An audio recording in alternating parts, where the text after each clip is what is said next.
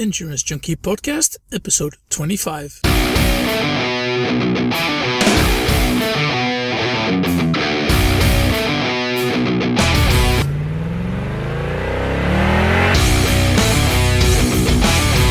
Hey Junkie, welcome to episode 25 of the Endurance Junkie Podcast, the show where I will be interviewing some of the fastest, smartest, and most inspiring people active in the endurance world today.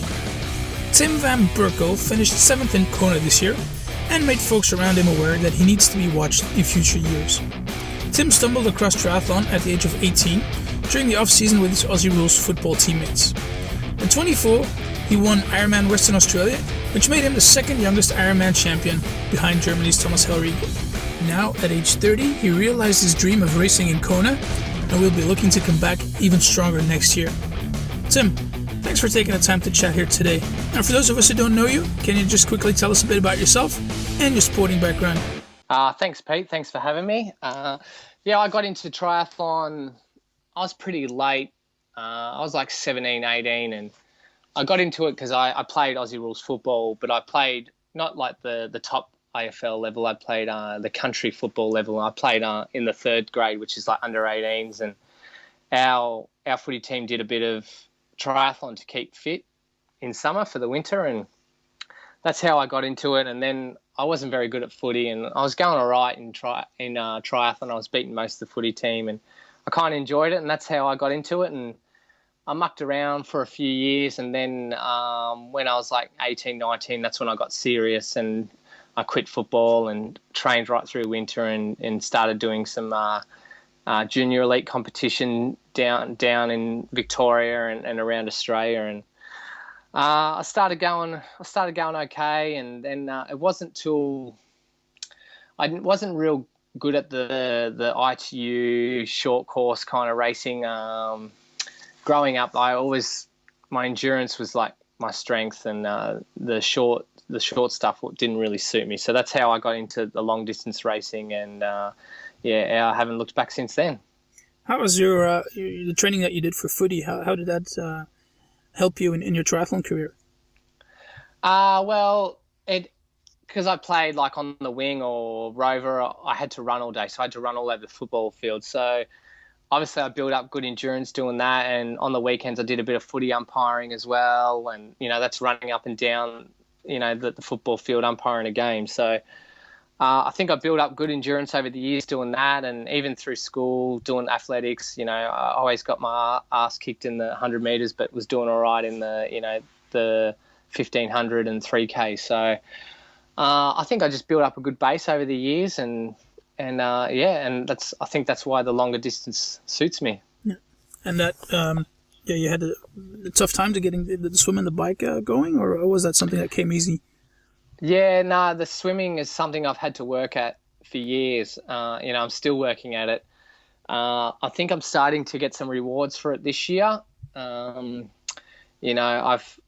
I qualified for Kona this year, I had all my qualification wrapped up by June, and that's when I thought, okay, right, if I'm going to go to Kona, I really need to improve my swim. So I knuckled down and really got into the pool, and did a lot of technique work with my coach, and I put the run on the back burner because I think I was running a lot of Ks, a lot of miles each week, and I think it was making me pretty tired for swim bike, and that's when I was struggling swimming.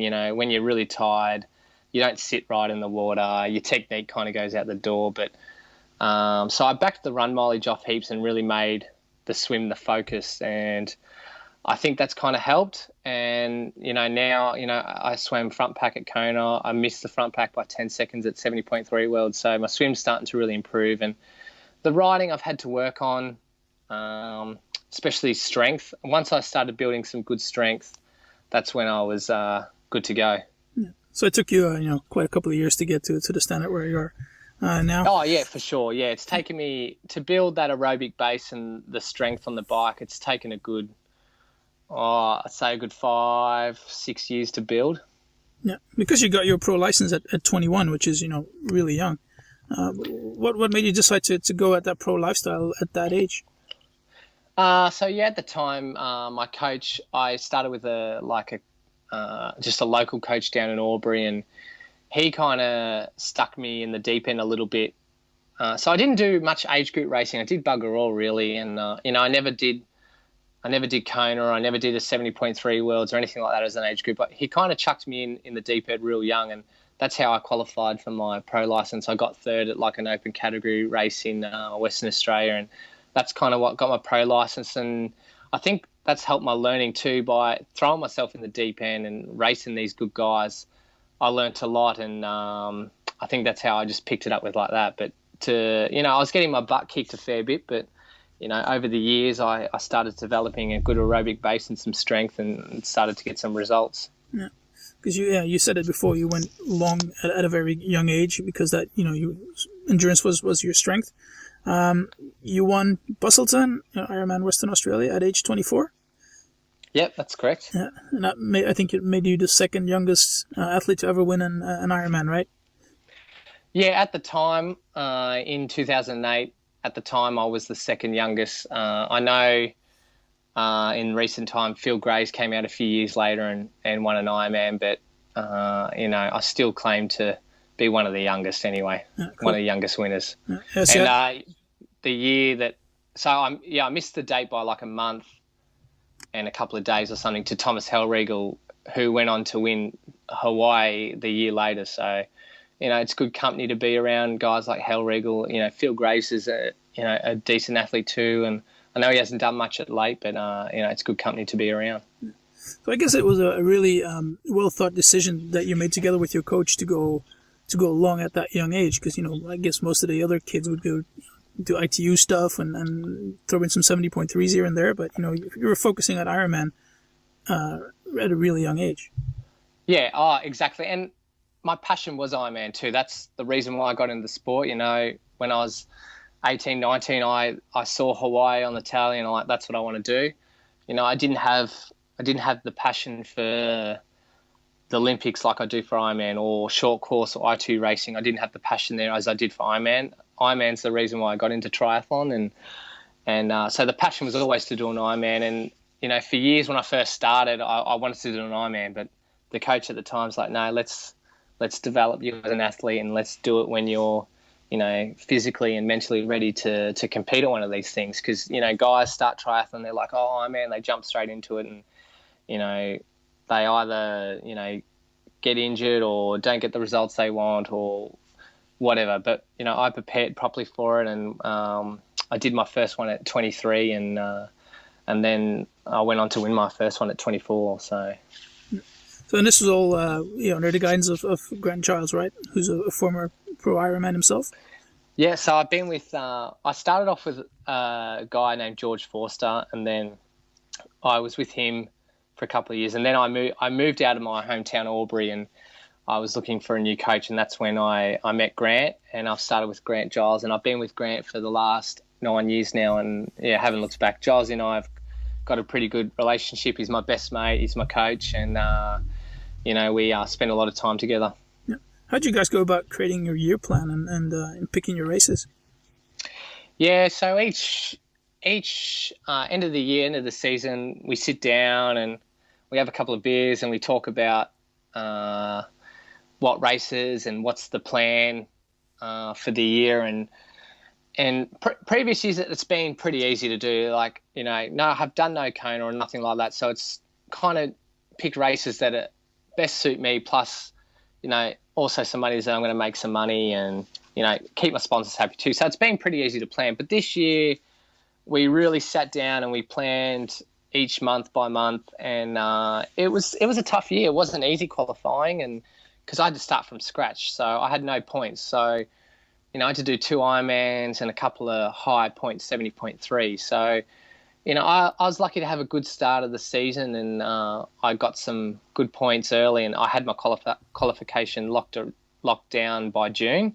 So that kind of took the pressure off a bit. And then from June onwards, that's when Giles and I planned the rest of the year. We planned to have a little break after Ironman Cairns, and then we planned to do an altitude block at Boulder where we did a lot of miles and some strength, and didn't do much racing. And then the plan was to do 70.3 Worlds and then come home, and that gave me a good 4 weeks to do some real top-up work. So we did a lot of, motor pacing. Gilesy motor paced me a bit, and really just, tune the engine and get it ready to race. Why did you wait such a long time to race Kona for the first time? You've been doing it for 7-8 years now, and this is your first time in Kona. Yeah, I've always wanted to do it, and I've qualified a few times now, but I've always turned it down. I wanted to go there and to be a contender, like for a good result. I just didn't want to rock up and just finish. But, in saying that, being my first year, I was there to learn. But in saying that, I was there to race as well. Like Gilesy and I, we've waited till I was physically I was ready, but more mentally, because it's not an easy day. And you got 50 of the best guys who are all fit, and it comes down to a big part of the mental strength. And previous years, I didn't believe I was mentally ready. One thing Giles drums into me every day is to believe in myself. And that's one thing that I really struggled with for years now, till this year when I need to sort my shit out. And that's when I start I do a lot of things with Gilesy, to, things through to meditation, through to visualization of racing these big races. So, we believe that I was mentally and physically ready this year, and that's, it turned out to be a good experience and got a good result. Yeah, I mean, definitely 7th for a debut is really remarkable. Yeah, take us through your race, if you will. Did you have a race plan going in, and were you able to sort of stick to it? Yeah, definitely. I did have a race plan, and the plan was, I didn't have a result in mind or anything like that, but the way I had it planned out pretty much did plan out the way I wanted to be. So, the swim was obviously to swim in the front group. The race is in that front group, and you look at the guys that didn't make the group, who are great athletes and usually in that front group, it wrecks the rest of your day, except for obviously Kinley, who's just a monster on the bike, and, he can ride through a lot of people. But so my plan was to swim with the front group, which I did. The first 500-600 meters was pretty solid, but, I got on a good set of feet and I settled in nicely, and, I felt pretty comfortable in the swim, I haven't felt like that in a swim in a long time. So that was a good indication that I knew I was on for a good day. I got out on the bike. I was towards the back, and the first part was pretty solid. Once we got out in the Queen K, it kind of settled down a little bit. Going out in the Queen K, I could look ahead and I could see this line. It was like 27 guys. It was massive, and I was like, holy shit. I'm like, I know I'm going to need to move up soon, but for me to go to the front of this group would be a massive effort. So I sat tight and I played it pretty conservative out all the way out to Harvey, and it was pretty windy. It got pretty windy. We lost a few casualties early, and going out to Harvey, that's when it all started happening. That's when all the splits happening. So I had to do 3 pretty solid efforts to move up. First the guys were Doherty, Doherty, Crowe. I had to do a big effort to get around those guys to get back on, and then there was Gambles and a couple other guys. So once I got to the top of Harvey, I was just kind of off the back, but there was still a few of us that kind of formed a second group. But I was pretty spent by the time I got to the top, and then we formed like a little second group. So I missed the split, and that's what I was worried about, because I was so far back. I needed to be up the line a little bit more, but. So anyway, I missed the split, and then coming down, we formed a second group, which had myself, T.O., Potts, Reedy, and Andreas, and Dan Hawksworth joined us a little bit later on. But so that's still a pretty solid group, and we rode all the way back in, and we lost Reedy, but that was pretty much the way we stayed. It was pretty spread out, and it was pretty tough. Probably the last 30K I found pretty tough, and then it was on to the marathon, and this is where I really stuck to my game plan, that was to run within myself and to run my pace, knowing that a lot of guys go out hard and struggle in that back end. And one thing that is my strength is the back end of my marathon. So I backed myself and I sat back, and guys like Raylet, Tio really took off pretty fast. Jan Ferdinand was another one. All took off pretty fast. And it was pretty warm, that part of Early Drive down there. And we pegged a few guys off. Anyway, coming up Lani, out back onto the Queen K, I picked up Jan Ferdinand. And I think I moved into about, I was about 7th that stage. I moved into about 7th. And I thought, this is going all right. And I started to feel pretty good. And we had a bit of a ding-dong battle, Jan and myself, and I got a little bit carried away and maybe ran a little bit too quick from the pace I was running. But anyway, by the time I hit the energy lab, going into the energy lab, I've moved into 4th. And I was feeling pretty good at this stage. And I got to the turnaround and I was like 70 seconds off 2nd and 3rd. And I was thinking, holy shit, I might run onto the podium here. And I was pretty excited by this stage. And, my first Kona, I've dreamed about this race for 10 years now. And, I could be on the podium. So I got a little bit excited, and coming out of the energy lab, things started to catch up with me a bit. The wheels started to fall off a little bit. And Jan caught me coming out, and I was back in 5th. But I ended up passing Freddie a K later. And so I was back in 4th. And then that's when it really all, I started cramping a little bit in my quads, and that's when I really started to struggle, and my pace dropped right off, and I lost 3 positions, and I lost my last position going down Palani and to Niels from home, and it hurt a little bit. Like 4th or 5th would have been nice, but running down that chute, I forgot all about result, and just the 7th place, I was over the moon and stoked about for my debut. Yeah, cool. The fact that you just lost these couple of places in the end of the marathon, was that due to you being a bit excited there in energy lab, or was it just because the race conditions and the tough day it was? The only thing I can really put it down for is because I backed my mileage off. Maybe that caught up with me, because I've been running. For when I prepare for these races, I do a lot of mileage for running. And for going into this race, I really backed my mileage off like 30, 40K a week. So maybe that's what, that I didn't have the usual gas in the tank like I usually do. I'm not too sure. But in saying that, if I did my usual mileage of running, and my swim would have been affected, and I wouldn't have made that pack, and I wouldn't have been in that group, and I would have been way behind. So, it's just one thing I've got to work on. I've got to get all 3 legs going at, good at once. And it's just a thing that will take time, but I'm confident that in a few years' time that I can get all 3 disciplines going well and be a contender to get a podium result in Kona. Yeah. So what are you taking away from this year's race for next year?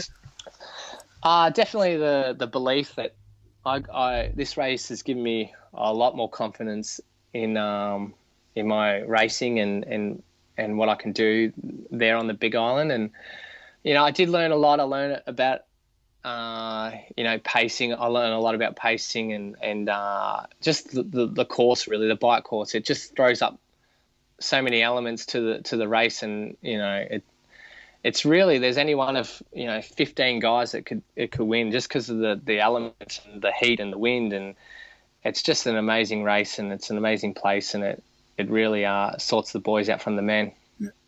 Do you have any regrets not having gone any sooner, or you think it's been the right decision to wait and until this year?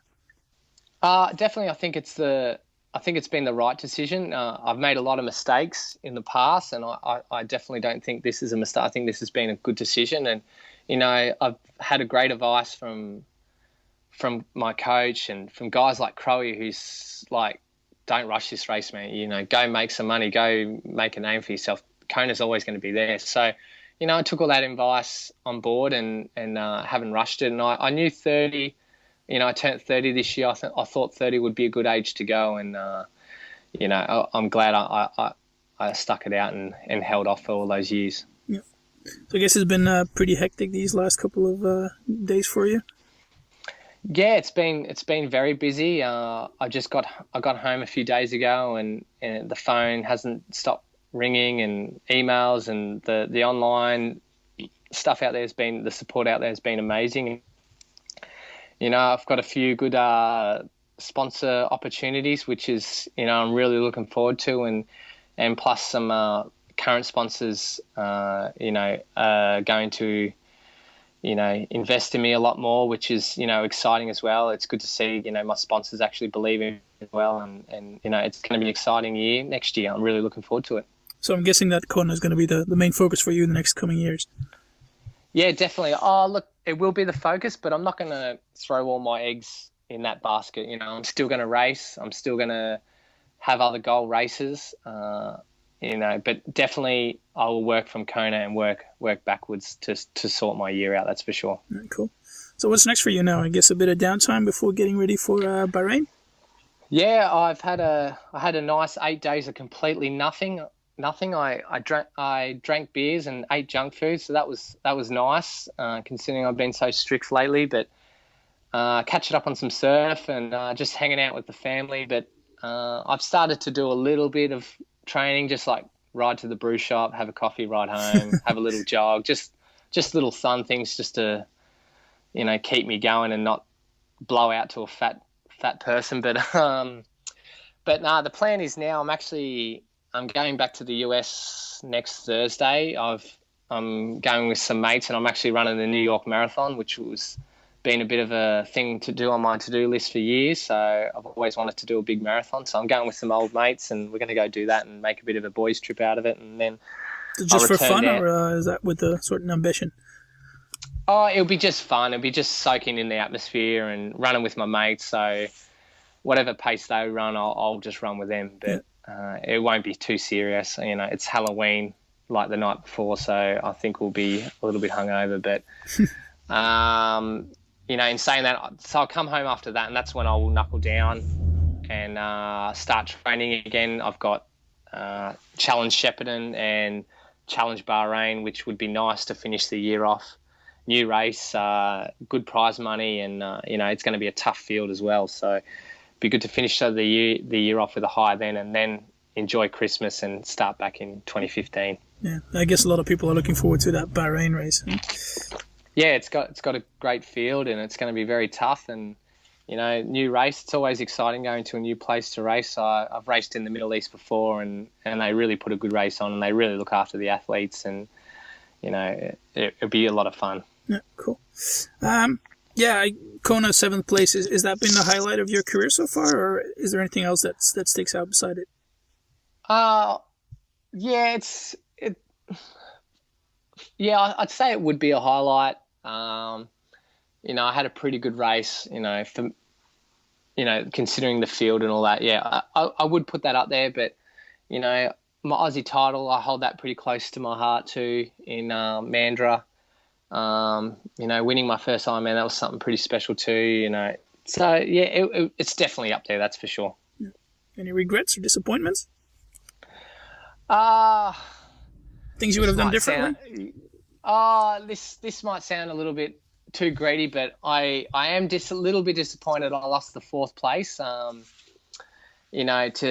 To go there on debut and got 4th, that would have been pretty sweet. But I can't be too greedy, and I'll take the 7th. That's for sure. Yeah.